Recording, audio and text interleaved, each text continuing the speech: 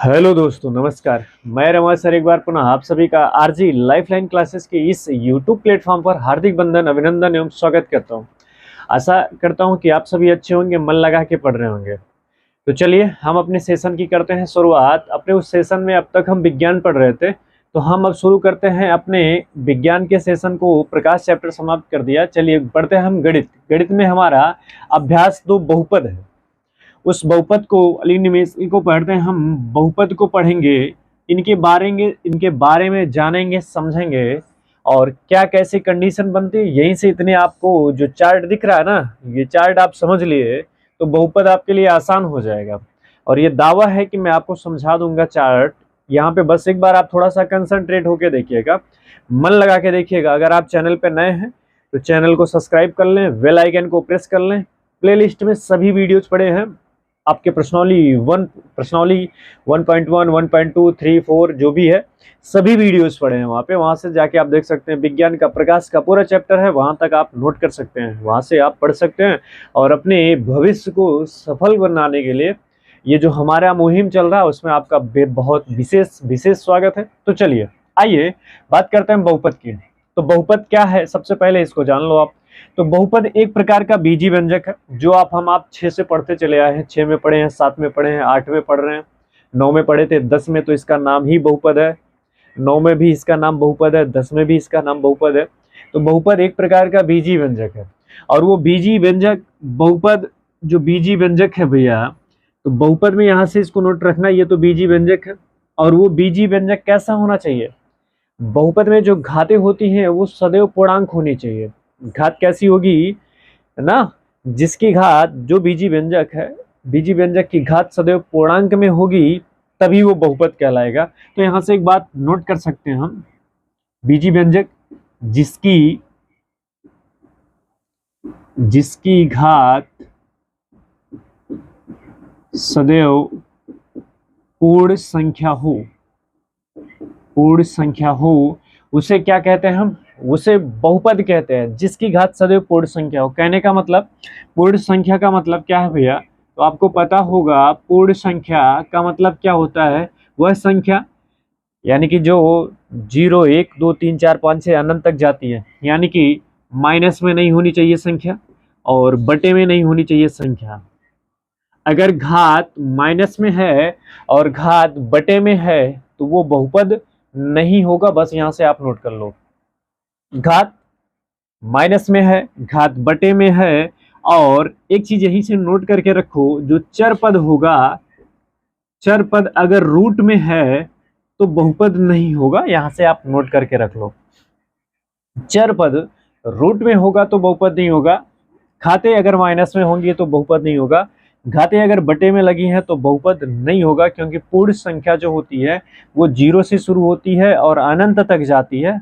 वो पॉजिटिव ही होती है, धनात्मक ही होती है, बटे में नहीं होती, भिन्न में नहीं होती। तो यहाँ से इसे नोट करके रखो आप कि बीजी व्यंजक यानी कि बहुपद क्या है? एक प्रकार का बीजी व्यंजक है जिसकी घात सदैव पूर्ण होनी चाहिए। अगर सदैव पूर्ण है, पूर्ण संख्या है तो वो बहुपद है, नहीं है तो बहुपद नहीं है। तो चलिए यहां से हम शुरू करते हैं और एक एक को सॉल्व करते चलते हैं।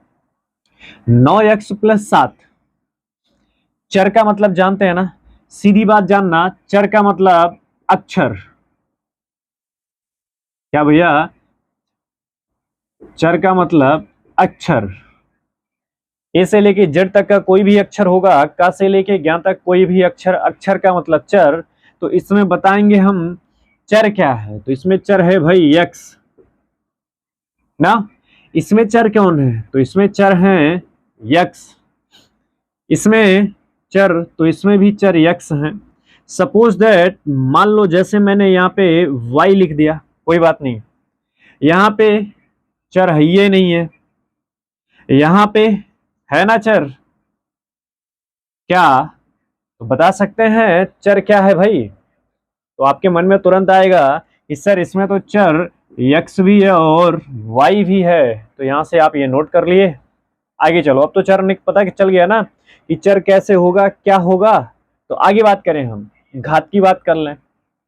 तो इन पे घात कितनी है? कुछ नहीं, तो क्या लिखी जाएगी? 1। इन पे घात कितनी है? 2। घात हम देखेंगे किसकी? चर की। क्यों? क्योंकि जिस घात का सदैव क्या होती है भाई, जिसकी घात सदैव पूर्ण हो, घात ही देखना है, तो घात किसका देखा जाएगा? चर का। तो यहाँ पे घात कितनी है चर की? 2 है। यहाँ पे घात कितनी है चर की? अधिकतम, अधिकतम 3 है। बड़ी घात देखी जाएगी, यहाँ पे घात ही नहीं है, घात ही नहीं है इसमें। अधिकतम घात कितनी है भाई? तो 3 है। अधिकतम घात कितनी है इसकी? तो 3 है। यक्स की घात 3 है और वाई की घात 1 है। यक्स की घात 3 है और वाई की घात कितनी है? 1 है। तो चलिए, हालांकि ऐसे प्रश्न आपको नहीं देंगे, यहाँ से नोट करके रखो, ऐसे प्रश्न आपके सिलेबस में नहीं है, इसको ध्यान में रखना। आपके सिलेबस में जो प्रश्न आएगा एक ही चर पद के साथ आएगा। मतलब अगर वो यक्स यक्स है तो यक्स यक्स, वाई है तो वाई वाई, अगर जेड है कुछ भी है तो हमेशा, कहने का मतलब वो यक्स और वाई नहीं लग के आएगा। इसलिए यहाँ से ध्यान में रखना, ये हमारे आपके सिलेबस में नहीं है, फिर भी हम यहाँ पे इसलिए लिखे हैं ताकि आप जानते रहो। ठीक है, तो यहाँ पे x की घात कितना बताओगे? 3, और y की घात कितनी होगी? 1 होगी। बात समझ गए? अब आगे बात कर लेते हैं। पूछ रहा है कि पदों की संख्या, तो एक पद, दो पद, कितने पद हैं? 2 पद। तो यहाँ पे क्या लिखेंगे भाई? पदों की संख्या क्या है? तो यहाँ पे लिखो आप द्विपदी है। ये कैसा बहुपद है? तो द्विपदी बहुपद है। एक पद, दो पद, तो द्विपदी बहुपद है। एक पद, दो पद, 3 पद, कैसा बहुपद है? तो ये है भैया त्रिपदी बहुपद। क्या है? त्रिपदी बहुपद। अब इसको देखो, एक, एक, दो, 3, 4, कितने पद हैं? तो 4 पद है। तो क्या लिखेंगे? क्या लिखेंगे भाई इसके लिए ना? तो 4 पदी बहुपद लिखेंगे। 4 पदी बहुपद नोट करके चलना, ताकि आप कंफ्यूज मत होना। कंफ्यूज होगे तो सवाल समझ में नहीं आएगा ना। तो आशा है कि आपको एक एक कॉन्सेप्ट समझ में आ रहा है। पहले मैंने यहाँ पे ये सारे प्रश्न लिख दिया, फिर चर पूछा, तो चर मतलब अंग्रेजी वर्णमाला के जो अक्षर होंगे वो चर होंगे। और आपके और हमारे सिलेबस में जो है वो सिर्फ एक पद वाला ही है। एक पद का मतलब एक चर वाला मतलब क्या है? कि एक चर रैखिक समीकरण, मतलब एक ही चर वाले होंगे, दो चर नहीं होगा। देखो ये 2 चर है, यक्स और वाई 2 चर है, तो हमें 2 चर रैखिक समीकरण नहीं पढ़ना है, हमें एक चर रैखिक समीकरण पढ़ना है। तो यहां से नोट करके रखो। बात समझ गए? आगे बात करते हैं हम घातों की संख्या। तो अधिकतम घात देखो, यहाँ पे इसकी घात 1 है, यहाँ पे 2, यहाँ पे 3, यहाँ पे तो 3 है। यहाँ पे क्या है भाई? इसकी घात तो 3 है, लेकिन इसमें y भी लगा हुआ है, तो 3 गामा 1 लिखा गया। अब यहाँ पे पूछे तो कितने हैं भाई पदों की संख्या? तो ये बहुपद ही नहीं है, तो पदों की संख्या क्या बताओगे? ये बहुपद तो है। पदों की संख्या कितनी है? 1, 2, 3, तो कितने बहुपद हैं यहाँ पे? 3। तो इनके पदों की संख्या कितनी लिखोगे? 3। ये मैंने आपको बस इसलिए लिखा था ताकि आप समझ जाएं कि हमें पढ़ना क्या है। ये हमारे आपके सिलेबस में नहीं है, पर इसलिए लिखा कि आप चर और चर पद को पहचानना, सॉरी चर में अगर एक के बाद 2, 3 आ जाए तो कैसे पहचानोगे, इनके लिए लिख दिया था। चलो आगे बात करें। यहां तक पदों की संख्या आपने बता दी। अब देखो, पूछ रहा है कि कैसा बहुपद है? तो जो जो दो पदी होता है उसका नाम लिखा जाता है रैखिक बहुपद। जो दो पदी होगा, जो दो पदी होगा जिसमें 2 पद होंगे, उसको हम क्या कहते हैं? रैखिक बहुपद। लेकिन अगर पदी पूछेगा तो द्विपदी कहेंगे, रैखिक बहुपद भी कहते हैं उसको। त्रिपदी है तो इसे हम क्या कहेंगे? द्विघाती बहुपद कहेंगे। क्या कहेंगे भाई? तो द्विघाती बहुपद ना। साफ साफ लिखें तो इसको क्या कहेंगे? तो द्विघाती बहुपद कहेंगे। इसको इसको क्या कहेंगे भैया? द्विघाती बहुपद। नोट करके रखना। और यहाँ पे कितने पद हैं? 4 पद हैं, तो इसको हम कौन से बहुपद का नाम देंगे? तो इसका नाम देंगे त्रिघाती। कौन सा बहुपद? त्रिघाती। तो आप घात से भी देख लो, एक घात रैखिक बहुपद, दो घात तो क्या होगा? द्विघाती बहुपद, तीन घात तो त्रिघाती बहुपद। तो नोट कर लिया यहां से, इसकी तो बात ही छोड़ो ना। और ये हमारे सिलेबस में नहीं है, बस यहाँ पे हम ये आपको चर और चर बताने की, चरों की संख्या बताने के लिए बात किया था। तो यहां तक आपने नोट कर लिया। बाकी आगे बात करें, आलेख कैसे बनता है ना। अगर वह रैखिक है तो हमेशा याद रखना, रैखिक बहुपद का आलेख सरल रेखा होता है। रैखिक बहुपद का आलेख पूछे तो कैसा होता है भाई? सरल रेखी होता है। रैखिक बहुपद का आलेख सरल होता है। और अगर द्विघाती पूछे, द्विघाती है तो इसका कैसा होता है? तो परवलयाकार होता है। परवलयाकार का मतलब यहां पे लिखूं मैं तो यू आकार का होगा, अभी हम पढ़ेंगे आगे। परवलयाकार का मतलब यू आकार का होता है। और त्रिघाती पूछे तो त्रिघाती का मतलब है कि ये रिज होगा, जिगजैग रेखाएं बन सकती हैं।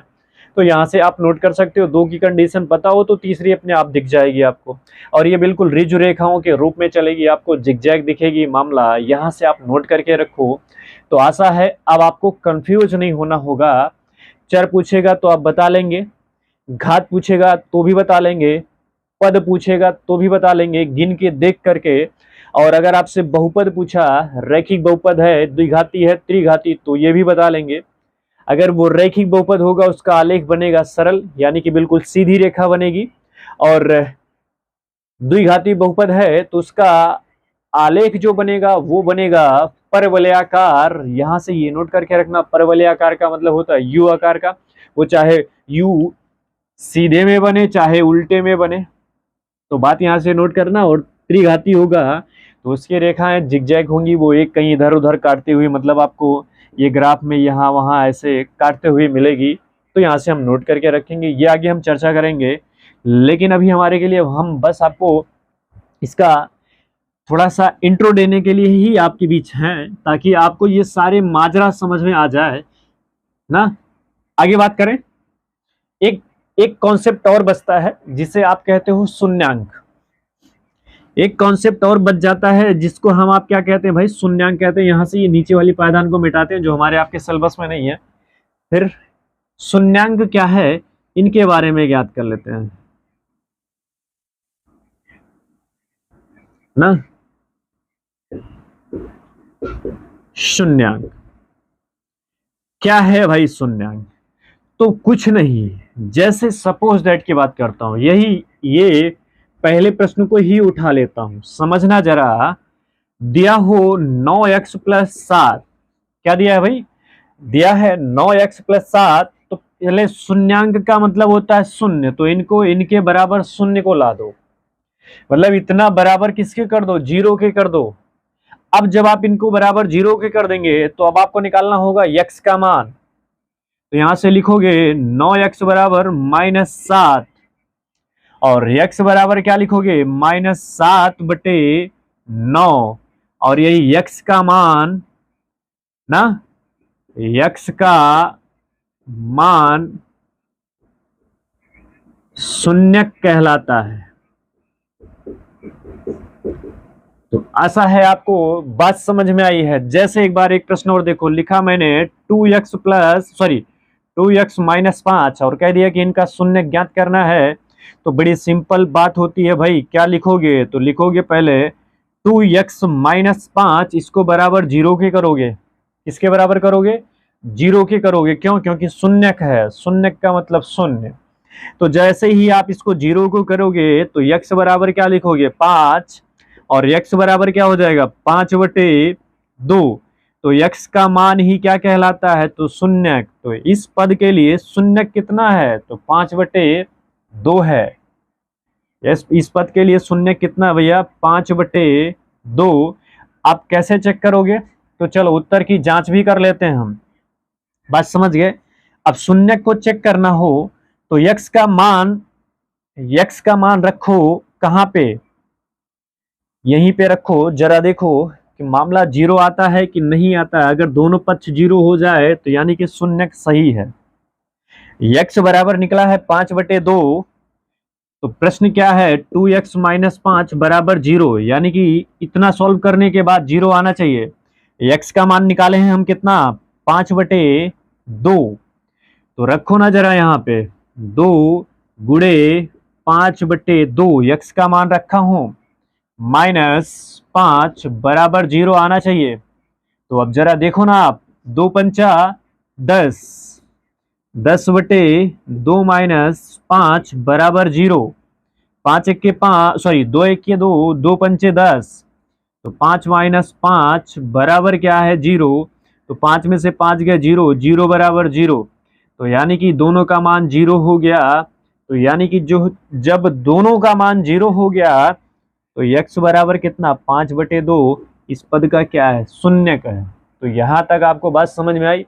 ये तो सिर्फ हम आपके बीच लेके इंट्रो उपस्थित हुए थे। तो अगर इतनी बात आपने समझ ली है कि पहले क्या, कौन से चर कितने, मतलब कौन चर है ये बताना है आपको, फिर घात बतानी होती है, फिर पदों की संख्या बतानी होती है, फिर बहुपद बताना होता है, रैखिक है कि द्विघाती है कि त्रिघाती है।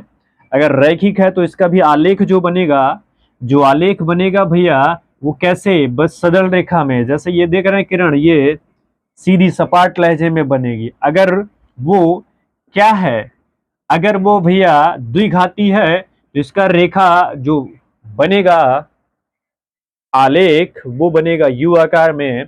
और अगर वो त्रिघाती है तो ये देख रहे हैं ना आप, अगर ये त्रिघाती है तो आलेख ऐसे जिगजैग का मॉडल में बनेगा।